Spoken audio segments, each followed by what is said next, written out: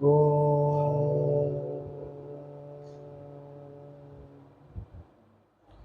नमस्ते। आज की मनुस्मृति की कक्षा में आप सबका स्वागत है। आज हम देखने वाले हैं श्लोक संख्या 136। नारुन्तुदः स्यादोऽर्तिपै न परद्रोह कर्मधिः ययास्यो द्विजते वाचा नालोक्यां तामुदीर्यते। मनुष्य स्वयं दुखी होता हुआ भी किसी दूसरे को पीड़ा ना पहुँचावे, ना दूसरे के प्रति ईर्ष्या द्वेष या बुरा करने की भावना मन में लाए। मनुष्य के जिस वचन के बोलने से कोई उद्विग्न हो, ऐसी उस लोक में अप्रशंसनीय वाणी को ना बोले। ठीक है, तो यहाँ पे क्या बोल रहा है कि हमारा जो बोलचाल या व्यवहार है किसी के साथ बुरा ना हो। ठीक है। अच्छा, यहाँ पे बुरा ना हो में मतलब सभी के लिए है ना। यहाँ पे ऐसा डिफाइन नहीं किया है कि आप इनके साथ अच्छा व्यवहार रखें, इनके साथ बुरा व्यवहार रखें, ऐसा नहीं। मनुस्मृति सभी को एक जैसे ही देखती है, सारे मनुष्यों को एक जैसी ही देखती है, इसलिए सभी के साथ अच्छा व्यवहार रखने को यहाँ पे बोला जा रहा है। अब यहाँ पे ब्राह्मण के लिए अवमान सहन का निर्देश। ठीक है। सम्मानाद ब्राह्मणो नित्यमुद्विज्यते विषादीव अमृतस्येव चाकांक्षद वमानस्य सर्वदा। ब्राह्मण वर्णस्थ व्यक्ति सदैव सम्मान प्राप्ति से, लोकेशना से ऐसे बचकर रहे जैसे कोई विष से दूर रहता है। ठीक है। देखो, ब्राह्मणों के पास क्या होता है, ज्ञान ज़्यादा होता है ना। ठीक है। ज्ञान ज़्यादा होने से अगर उसको सम्मान वगैरह ज़्यादा मिलता है तो उसमें अहंकार की भावना आ सकती है।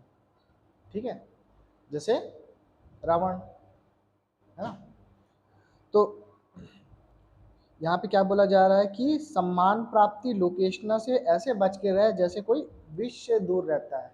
ठीक है। क्योंकि ये उनमें विकृति ला सकती है, उनके स्वभाव व्यवहार में विकृति ला सकती है, इसलिए उनको ज़्यादा सम्मान, है ना, ज़्यादा सुख सुविधाओं से बचकर रहना चाहिए। और सम्मान ना प्राप्त करने की भावना अमृत प्राप्ति की इच्छा के समान सदा रखे। मतलब किसी के पास गए, है ना, और उसने उसका सम्मान नहीं किया तो वो उस पर गुस्सा ना हो। ठीक है, उससे क्रोधित ना हो। अर्थात ब्राह्मण के लिए सम्मान विष के समान हानिकारक और सम्मान की इच्छा ना करना अमृत के समान हितकारी है। ठीक है। ऋषि अर्थ देख लेते हैं। सन्यासी जगत के सम्मान से सन्यासी जगत सम्मान से विष के तुल्य डरता है और अमृत के समान अपमान की चाहना करता है। क्योंकि जो अपमान से डरता और मान की इच्छा करता है वह प्रशंसित होकर मिथ्यावादी, ठीक है, जो क्या है, अपनी तारीफ, अपने लिए लोगों से ज़्यादा सम्मान, इस चीज़ों में होने पे क्या होता है, उसमें मिथ्यावादी और पतित, उसमें एक तो अहंकार सबसे पहले आएगा। अहंकार आने के बाद फिर उसमें गलत आदतें भी आनी शुरू हो जाएंगी। इसलिए चाहे निंदा, चाहे प्रशंसा, चाहे मान्य, चाहे अपमान, चाहे जीना, चाहे मृत्यु, चाहे हानि, चाहे लाभ हो, चाहे कोई प्रीति करे, चाहे कोई वैर बांधे, चाहे अन्न पान वस्त्र उत्तम स्थान ना मिले, चाहे शीत उष्ण कितना ही क्यों ना हो, इत्यादि सबका सहन करे और अधर्म का खंडन तथा धर्म का मंडन सदा करते रहे। तो यहाँ पे ब्राह्मणों का एक बताया कि देखो, बाकी चीज़ें जो हैं वो सभी के लिए हैं, है ना। सभी को अपमान सहने की का हैबिट होना चाहिए, और मान जो मिल रहा है ना, मान सम्मान ज़्यादा, उससे थोड़ा बच के रहें, क्योंकि परमानेंट तो कुछ भी नहीं है ना। लेकिन यहाँ पे क्या बोला जा रहा है कि अधर्म का खंडन तथा धर्म का मंडन सदा करते रहे। ठीक है। अगर आज जो हमारे जितने भी संत मठाधीश जो जितने भी बने बैठे हैं, ये अगर सिर्फ इतना भी कर देना तो हिंदू धर्म का पुनः उत्थान होने से कोई नहीं रोक सकता। ठीक है। क्योंकि सब अपने अलग अलग पाखंड बता रहे हैं, कोई हिंदू धर्म के बारे में नहीं बता रहा है, कोई धर्म के बारे में नहीं बता रहा। अगर वो सिर्फ इतना ही करें, धर्म के बारे में बताएं और अधर्म का खंडन करें, तो भी जो हमारा भारत है ना, ये विश्व गुरु पुनः बन सकता है। चलो अब आगे देखते हैं। सुखम हवमतः शेते सुखम च प्रतिबुध्यते सुखम चरति लोकेस्मिन् वमनता वनश्यति। क्योंकि सम्मान या लोकेशना की चाहत न रखने वाला मनुष्य सुख पूर्वक सोता है। ठीक है, जिसको अपमान का डर नहीं है ना, और मान की चाह नहीं, उसको कोई टेंशन नहीं, दुनिया क्या ऐसी तैसी होती रहे, उसको कोई मतलब नहीं है। क्योंकि कोई हमारे साथ अच्छा किया तो भी हमको कोई फर्क नहीं पड़ता, कोई बुरा किया तो भी कोई फर्क नहीं पड़ता। और सुख पूर्वक जागता है, अर्थात जागृत अवस्था में भी सुख पूर्वक रहता है। अभिप्राय यह है कि मानव को सर्वाधिक रूप में व्यतीत करने वाली मान अपमान और उनसे उत्पन्न होने वाली भावनाएं उस व्यक्ति को सोते तथा जागते व्यथित नहीं करती। वह निश्चिंत एवं शांति पूर्वक रहता है और वह इस संसार में सुख पूर्वक विचरण करता है, तथा अपमान से व्यतीत होने वाला व्यक्ति शीघ्र विनाश को प्राप्त होता है। ठीक है, अब आगे देखते हैं। अनेन कर्म योगेन संस्कृतात्मा द्विजः शनः गुरो वसन सच्चिनुयाद ब्रह्माधिकमिकं तपः। पूर्वोक्त प्रकार से उपनयन संस्कार में दीक्षित द्विज बालक बालिका गुरुकुल में रहते हुए उत्तरोत्तर विद्या और वेदार्थ ज्ञान की प्राप्ति रूप तप को बढ़ाते जाएं। ठीक है, आप पढ़ने गए गुरुकुल में, वहाँ पे आप अपना ज्ञान स्किल वो कंटिन्यूअसली आपको बढ़ाते रहना है। ऐसा नहीं कि आपने कुछ सीख लिया, नहीं मुझे और नहीं करना, ऐसा नहीं। आपके पास समय, जब तक गुरुकुल में हो तब तक आपके पास समय है ना, तो आपको बढ़ाते ही रहना है, खुद में इम्प्रूवमेंट हमेशा कंटिन्यूअसली करते रहना है। द्विज के लिए वेदाभ्यास की अनिवार्यता। ठीक है, जैसे क्या होता है आज के डेट में, कोई स्कूल वगैरह कंप्लीट करके छोड़ दिए है ना, तो फिर क्या करते हैं, हमने जो भी काम करना चालू किए उसमें ही लग जाते हैं। स्कूलों में हमने जो भी सीखा है, ठीक है, जैसे बेसिक सी चीज़ की स्कूलों में जैसे बोलते हैं कि सभी से अच्छे से बात करो, झूठ ना बोलो, ये चीज़ें प्रैक्टिकल लाइफ में आने के बाद लोग छोड़ देते हैं। ठीक है, तो वही यहाँ पे बता रहा है कि द्विज के लिए वेदाभ्यास की अनिवार्यता। आपने गुरुकुलों में जो भी सीखा है वहाँ से आने के बाद आप उसको प्रैक्टिस करते रहें। जैसे यहाँ पे तपो विशेष विविध वर्तश्च विधि चोदितः वेदः कृतस्नो अधिगंतव्यः सरहस्यो द्विजन्मना। द्विज मात्र को शास्त्रों में विहित विशेष तपों, ब्रह्मचर्य पालन, वेदाभ्यास, धर्म पालन, प्राणायाम, द्वंद्व सहन आदि और विविध व्रतों में विभिन्न व्रतों का पालन करते हुए संपूर्ण वेद ज्ञान को रहस्य पूर्वक अर्थात वेदार्थों में निहित गूढ़ार्थ ज्ञान चिंतन पूर्वक अध्ययन करके प्राप्त करना चाहिए। अब क्या है, ये जो वेदाभ्यास है वो परम तप है। ठीक है, ज्ञान प्राप्ति का जो हमारे में गुण होता है और उसके लिए हम जितना ज़्यादा एफर्ट करते हैं, ये सबसे बड़ा तपस्या है। ठीक है, इसीलिए जो हेनसांग आया था, है ना, चाइना से आया था ना एक, तो उसने क्या लिखा कि यहाँ के लोग ज्ञान प्राप्ति में ज़्यादा संलिप्त हैं। क्यों? क्योंकि हमारा थॉट प्रोसेस ही ऐसा है कि सबसे ऊपर ज्ञान। ठीक है, आज भी घरों में क्या बोलते हैं कि पढ़ लो पहले अच्छे से, है ना।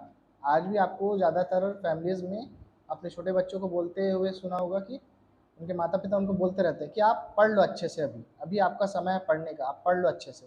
ठीक है, हमारे यहाँ ज्ञान को हमेशा टॉप पे रखा गया है। ठीक है, पैसा कभी टॉप पे नहीं रहा। ठीक है, या पॉलिटिक्स टॉप पे नहीं रहा, हमेशा ज्ञान टॉप पे रहा है। ठीक है, तो वेदाभ्यास परम तप है। देखते हैं, वेदमेव सदाभ्यस्ये तपस्तस्यो न द्विजोत्तमः वेदाभ्यासो हि विप्रस्य तपः परमिहोच्यते। द्विजोत्तम अर्थात द्विजों में उत्तम बना रहने का इच्छुक प्रत्येक जन कष्ट सहन करते हुए भी वेद के स्वाध्याय का निरंतर अभ्यास करते रहे। मतलब आपने गुरुकुल से पढ़ के आ गए, उसके बाद ऐसा नहीं कि आपने उसको छोड़ दिया, आप उसको रेगुलर पढ़ते रहें। अच्छा, रेगुलर पढ़ने का भी जो समय वगैरह है ना, जैसे आज के डेट में क्या होता है कि जितने भी एलिट क्लास हैं वो क्या होता है, रात को सोने से पहले पढ़ते हैं, वो भी एक अच्छी टाइमिंग है, ठीक है। लेकिन इसमें उसका भी टाइमिंग, इस मनुस्मृति में उसके लिए भी एक टाइमिंग बंधी हुई है ना। उसको आगे हम जब पंच महायज्ञ पढ़ेंगे तो वहाँ पे उसको देखेंगे। तो यहाँ पे क्या बोल रहे हैं कि जो वेद वगैरह उसका स्वाध्याय मतलब सेल्फ स्टडी उसको खुद से करते रहें। द्विज जनों को वेदाभ्यास करना ही इस संसार में परम तप कहा है, ठीक है। आगे देखते हैं। आहैव स नखाग्रेभ्यः परम तप्यते तपः यह स्त्रग्वपि द्विजो अधीते स्वाध्यायः शक्तितो अन्वहम्। जो द्विज माला धारण करके अर्थात गृहस्थ होकर भी प्रतिदिन पूर्ण शक्ति से अर्थात अधिक से अधिक प्रयत्न पूर्वक वेदों का स्वाध्याय करता है, ठीक है। क्या बोल रहे हैं कि आप गृहस्थ हो गए, उसके बाद ऐसा नहीं कि आपने जो भी गुरुकुल में पढ़ा उसे आप छोड़ दो, आप उसको सेल्फ स्टडी करते रहो, अधिक से अधिक प्रयत्न पूर्वक वेदों का स्वाध्याय करता रहे, निश्चय ही पैरों के नाखून के अग्र भाग तक अर्थात पूर्ण परम तप करता है। अगर कोई द्विज ऐसा करता है तो वो क्या कर रहा है, अपना क्या बोलते हैं फुल पोटेंशियल यूज कर रहा है, ठीक है। अब आगे देखते हैं। अगर कोई पढ़ाई लिखाई नहीं करता है, ठीक है, तो यहाँ पे क्या लिखा है, वेदाभ्यास के बिना शूद्रत्व प्राप्ति। यो अंधित्य द्विजो वेदमन्यत्र कुरुते श्रमं सा जीवन्नैव शूद्रत्वमाशु गच्छति सान्व्यः। जो ब्राह्मण क्षत्रिय और वैश्य वेद का स्वाध्याय छोड़कर केवल अन्य शास्त्रों में श्रम करता है वह जीवता ही अपने वंश के सहित शीघ्र ही शूद्रत्व को प्राप्त हो जाता है, शूद्र बन जाता है। जो वेद को ना पढ़ के अन्यत्र श्रम किया करते हैं वह अपने पुत्र पौत्र सहित शूद्र भाव को शीघ्र ही प्राप्त हो जाते हैं। यहाँ पे क्या बोल रहे हैं कि आप ज्ञान विज्ञान को जितना ज़्यादा, अब जैसे आज के डेट में क्या होता है कि आप जितने हायर स्टडीज़ करते हो आप उतने एलिट क्लास में जाते हो, ठीक है ना। यहाँ पे शूद्र तो प्राप्ति का मतलब ये नहीं है कि आप एकदम नीच जात के हो गए, ऐसा कुछ नहीं है। यहाँ पे क्या है कि आप जितना अच्छा स्टडी करोगे, हायर स्टडी करोगे, आप उतने एलिट क्लास पे जाओगे। और आपने पढ़ाई लिखाई नहीं किया तो क्या आप खुद सोचो कि अगर आपने अच्छे से पढ़ाई लिखाई नहीं किया तो आपको कौन सी जॉब मिलेगी। आप कहीं पर जाओ तो आपको कौन सा जॉब देगा कोई आदमी, ठीक है। आपके पास कोई स्किल नहीं है, ठीक है। जैसे मान लो कहीं पे कंस्ट्रक्शन हो रहा है, ठीक है, आपने इंजीनियर लेवल की पढ़ाई की है तो आपको क्या मिलेगा, इंजीनियर का ही काम मिलेगा ना। आप अगर 12th पास हो, है ना, लेकिन थोड़ा सा मैथमेटिक्स का थोड़ा बहुत नॉलेज है तो आप ज़्यादा से ज़्यादा कॉन्ट्रैक्टर बन सकते हो, है ना। लेकिन आपने ये दोनों के लेवल भी क्वालिफाई नहीं किया है तो आपको क्या मिलेगा, है ना। आप खुद समझ सकते हो। तो आप अगर ज्ञान को ज़्यादा प्राप्त नहीं करोगे तो ऑब्वियसली आप एलिट क्लास में नहीं जा सकते, ठीक है। ऑब्वियसली आप कहाँ पर आ गए, शूद्रत्व में आ गए हो।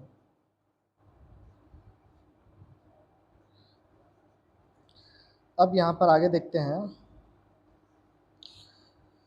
गुरुकुल में रहते हुए ब्रह्मचारी के पालनीय विविध नियम, ठीक है। आप जब गुरुकुल में हो तो आपको क्या क्या करने चाहिए।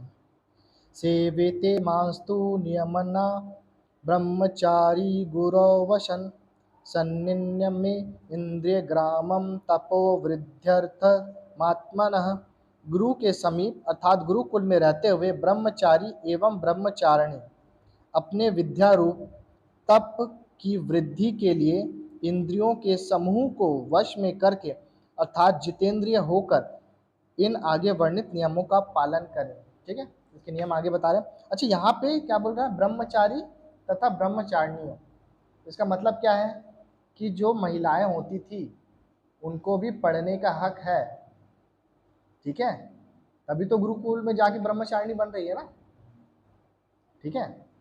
तो एक जो यहाँ पे एक भ्रांति फैलाई जाती है मनुस्मृति के बारे में कि इसमें स्त्रियों का पढ़ने का अधिकार नहीं है, तो अभी तक शायद ये तीसरा श्लोक है ना, जहाँ पे ये इंडिकेट किया गया है कि शिक्षा सभी के लिए है, इसमें स्त्री या शूद्रों को कहीं पे भी रोका नहीं गया है, ठीक है। तो चलो देखते हैं आगे क्या क्या नियम है। नित्यं नित्यं स्नात्वा शुचिः कुर्याद्वर्षपितृतर्पणं देवता अभ्यर्चनं चैव समिदाधानमेव च। ब्रह्मचारी प्रतिदिन विद्वानों, ऋषियों, ज्ञान वयोवृद्ध व्यक्तियों की सेवा, अभिवादन आदि प्रसन्नता कारक कार्यों से तृप्ति संतुष्टि का व्यवहार और स्नान करके शुद्ध होकर परमात्मा की उपासना तथा अग्निहोत्र भी किया करें। क्या क्या बोल रहे हैं कि जो विद्वान है ना, जो नॉलेजेबल पर्सन है, उनकी सेवा आपको करनी है। ठीक है, जो एजेड हैं, है ना, जो वृद्ध हैं, उनकी सेवा आपको करनी है। इसके साथ साथ आपको ध्यान उपासना करना है, अग्निहोत्र वगैरह करना है।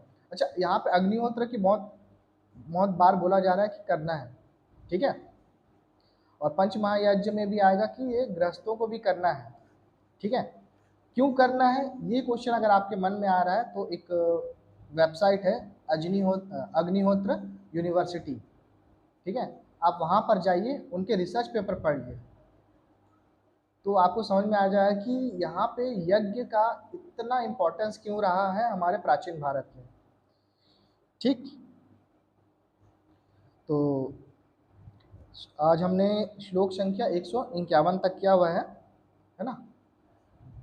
इसके आगे हम लोग कल देखेंगे अगली कक्षा में।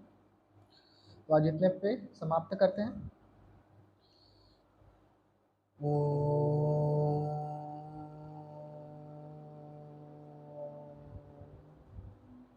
नमस्ते। हमारे वीडियो को देखते हुए यदि आपके मन में कोई प्रश्न हो तो आप कमेंट बॉक्स में लिख सकते हैं। हमारा वीडियो आपको अच्छा लगे तो लाइक शेयर कीजिए और चैनल को सब्सक्राइब करना ना भूलें। धन्यवाद।